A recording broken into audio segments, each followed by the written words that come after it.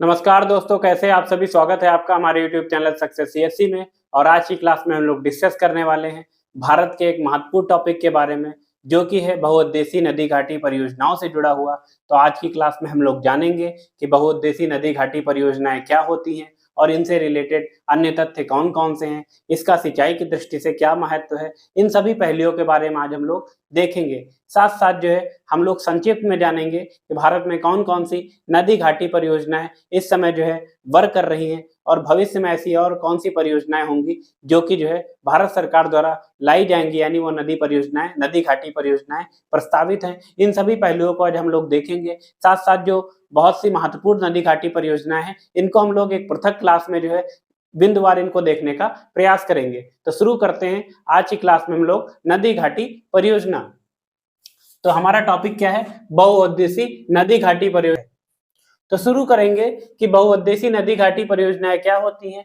तो क्या जो अनेक उद्देश्यों से परिचालित हो वो क्या है? नदी घाटी, बहुउद्देशीय नदी घाटी परियोजनाएं, यानी कि बहुउद्देशीय जिनके कई सारे उद्देश्य हो। उद्देश्य में हम लोग क्या देख सकते हैं? एक सिंचाई भी उद्देश्य हो सकती है, जल विद्युत भी उद्देश्य हो सकता है, पर्यटन भी हो सकता है, नहरी परिवहन भी हो सकता है। साथ साथ आप देखेंगे पेयजल आपूर्ति है, पर्यटन भी एक क्षेत्र हो सकता है। तो विभिन्न उद्देश्यों के साथ जो परियोजनाएं परिचालित की जाती हैं, वही जो परियोजनाएं होती हैं बहुउद्देशीय नदी घाटी परियोजना होती हैं। इसीलिए जो है जवाहरलाल नेहरू जी ने इसे आधुनिक भारत का मंदिर कहा।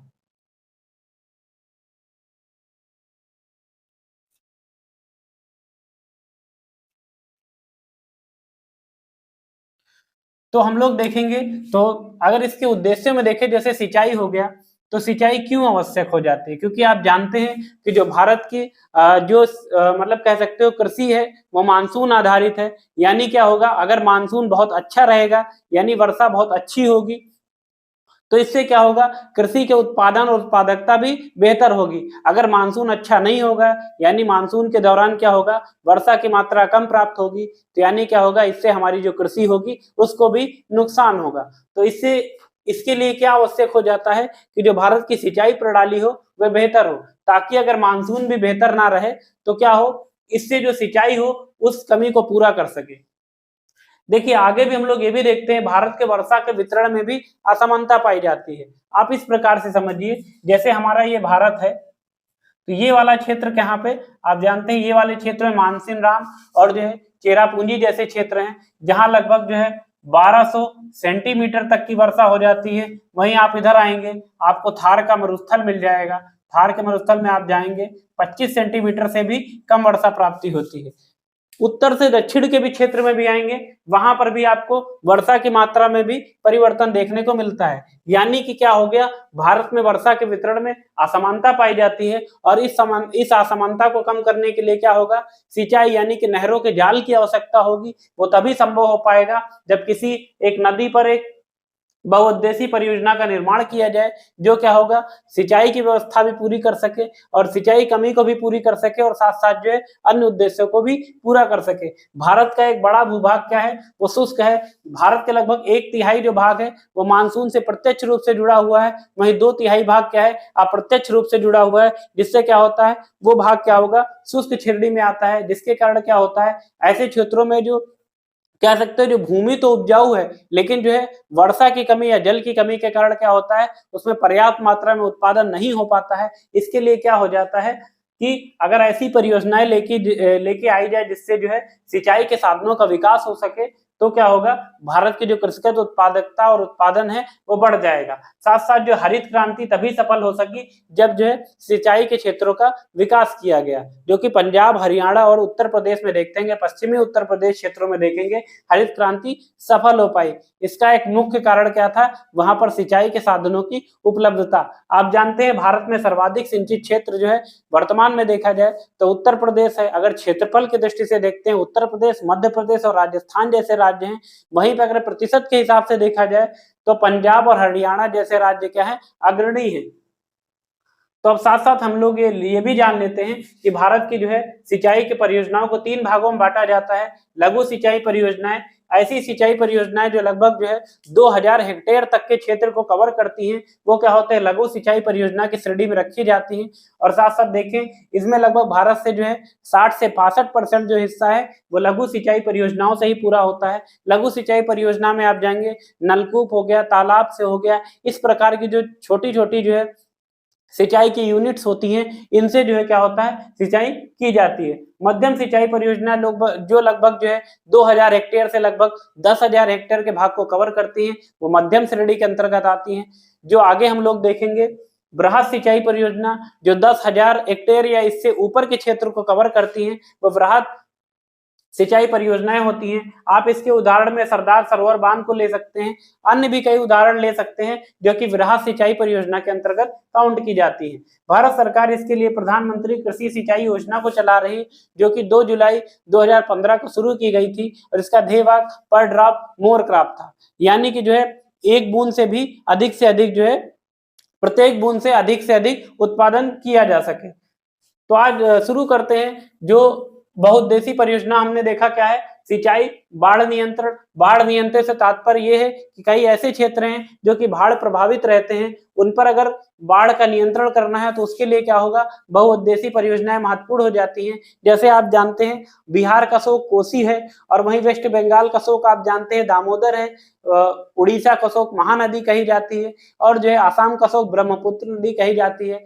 अगर इन नदियों में अगर इस प्रकार की बांध संरचनाओं का निर्माण किया जाएगा तो क्या होगा, जिसका जल होगा उसको अगर हम लोग नियंत्रित कर लेंगे तो क्या होगा, बाढ़ भी नियंत्रण हो सकेगा। साथ साथ पेयजल आपूर्ति, आप जानते हैं बुंदेलखंड जैसे क्षेत्रों में क्या होगा, माता टीला बांध पर क्या बना हुआ है, बेतवा नदी पर माता टीला बांध बना हुआ है, उससे बुंदेलखंड क्षेत्रों को जो है क्या होगा, जल की आपूर्ति की जाती है। जल विद्युत के लिए भी इसका उपयोग किया जाता है। जैसे टिहरी बांध के साथ क्या होता है, टिहरी बांध से लगभग जो है 2400 मेगावाट की जल विद्युत का उत्पादन किया जाता है। नहरी परिवहन क्षेत्र में भी इसका महत्वपूर्ण योगदान है। जैसे आप जानते हैं केरल के क्षेत्रों में जो है, जो झीलें हैं उनके साथ जो बीच में नहरों को, उनको नहरों के माध्यम से जोड़ा गया है, और इसी से क्या होता है, जल परिवहन किया जाता है। साथ साथ जो है पर्यटन की दृष्टि से भी ये अति महत्वपूर्ण है।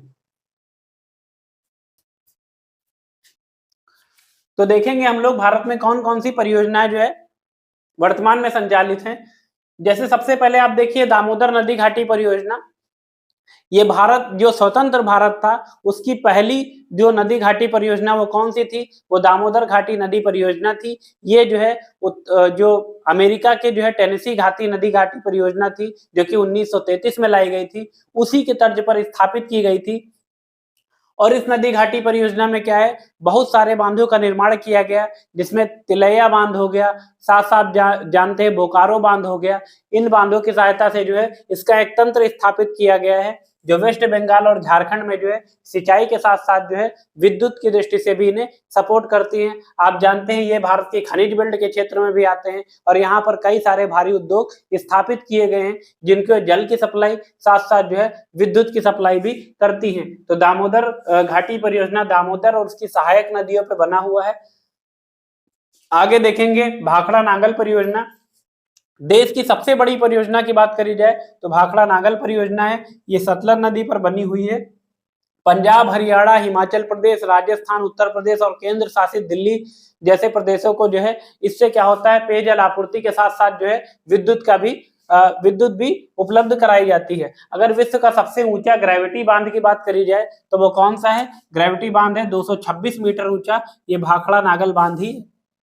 और बात करी जाए सतलज नदी की, सतलज नदी कहाँ से निकलती है, तिब्बत के पठार के पास आप जानते हैं कैलाश मानसरोवर क्षेत्र से जो है सतलज नदी का उद्गम माना जाता है। आगे देखेंगे रिहन बांध। रिहन बांध बना हुआ है, इसे गोविंद वल्लभ पंत सागर बांध भी कहते हैं, जो कि मानव निर्मित बांध है। ये रिहन नदी जो कि सोन नदी की एक सहायक नदी है, उस पर बना हुआ है। ये उत्तर प्रदेश और जो है मध्य प्रदेश की सीमा पर स्थित है। आगे देखेंगे हीराकुंड डैम। हीराकुंड डैम बना हुआ है महानदी और इब नदी के संगम पर बना हुआ है। ये वर्तमान में देखा जाए उड़ीसा राज्य में स्थित है, और ये क्या होगा, महानदी और जो इब नदी के संगम पर बना हुआ है। और विश्व का सबसे लंबा बांध कौन सा है, वो हीराकुंड डैम है। इसकी लंबाई लगभग जो है 4800 मीटर है।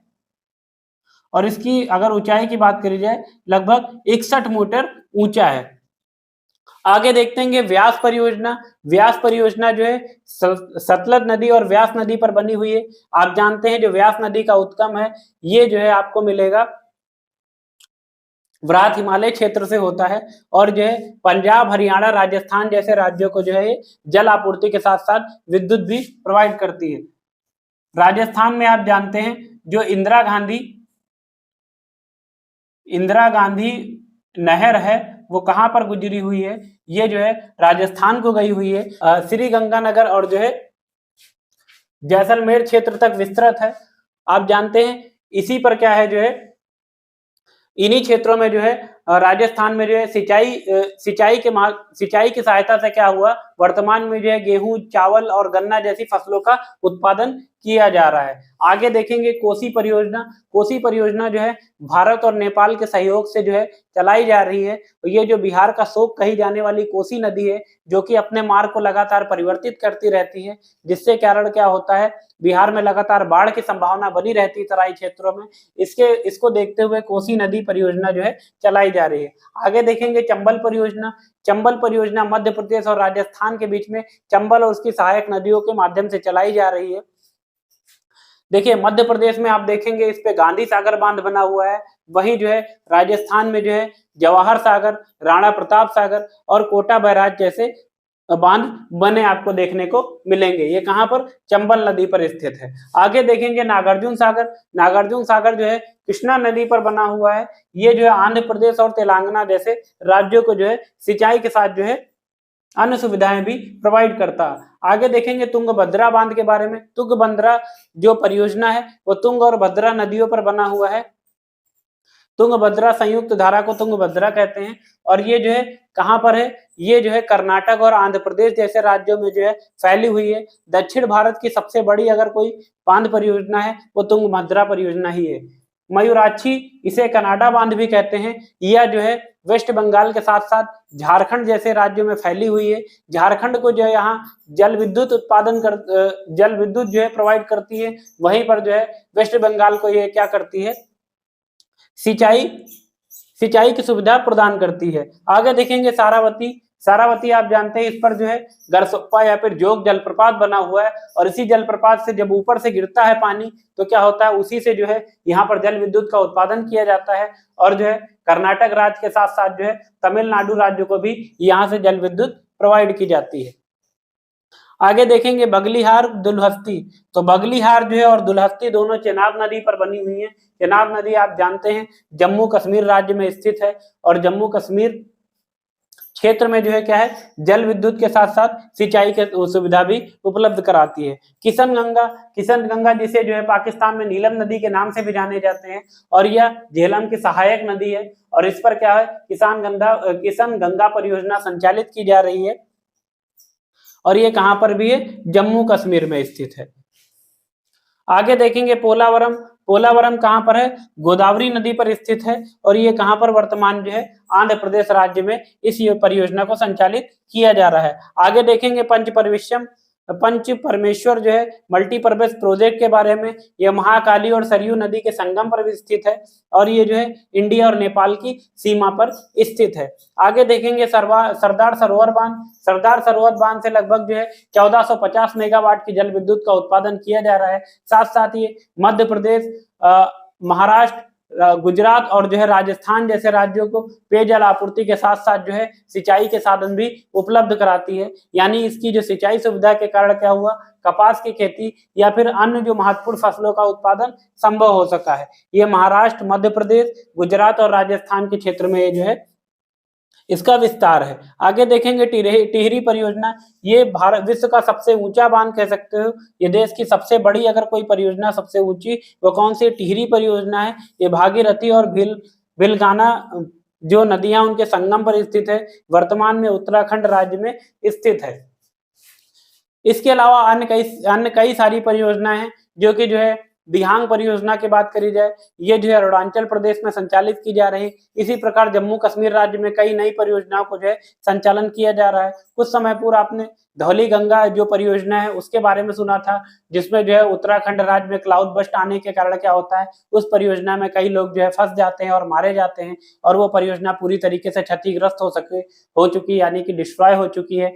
जिसका कारण क्या था, इकोलॉजिकल, यानी कि आप जानते हैं क्लाउड बस्ट होने के कारण क्या होता है, वो परियोजना पूरी तरीके से डिस्ट्रॉय हो गई है। यानी कि ये जो बहुउद्देशीय परियोजनाएं हैं, ये कहीं ना कहीं हमें बहुत सारे फायदे भी देती हैं, तो इसके कई सारे नुकसान भी आपको देखने को मिलते हैं, जो पर्यावरणीय आपदा के रूप में आप देख सकते हैं, जैसे धौली गंगा परियोजना। और साथ साथ आप जैसे अभी वर्तमान में क्या हुआ, केन बेतवा लिंक परियोजना का भी मतलब इसको मंजूरी केंद्र सरकार द्वारा दे दी गई है, और जो है ये केन और बेतवा नदियों को जोड़ेगी। इससे क्या होगा, इन क्षेत्रों में जो है सिंचाई की सुविधा बढ़ेगी, साथ साथ पेयजल आपूर्ति भी की जाएगी, और जो है क्या होगा, विद्युत उत्पादन के भी साधन सुलभ होंगे। लेकिन क्या हुआ, ये भारत के महत्वपूर्ण पन्ना नेशनल पार्क से गुजर रहा है, जिसके कारण क्या होता है, पन्ना नेशनल पार्क का एक बड़ा हिस्सा जो है इसके क्या हो इससे जो होने वाले वाटर लॉगिंग या फिर जल प्रवाह के कारण क्या होता है, जल जमाव के कारण क्या होगा, ये तहस नहस होगा, जिससे क्या होगा, वहां पर रहने वाली जो जातियां हैं उनके लिए जो है नुकसानदायक सिद्ध होंगी। इसके लिए जो पर्यावरणविद हैं लगातार जो है भारत सरकार को चेताते रहते हैं। तो ये थी आज की कुछ महत्वपूर्ण जो है बहुउद्देशीय परियोजना, जिन्हें हमने संक्षिप्त में जाना। आई होप आपको हमारी ये क्लास पसंद आई होगी। प्लीज अगर आपको ये हमारी क्लास देख पा रहे हैं और आप बेहतर तरीके से समझ रहे हैं, तो प्लीज हमारे चैनल को लाइक और सब्सक्राइब जरूर करें। आज के लिए इतना ही, धन्यवाद।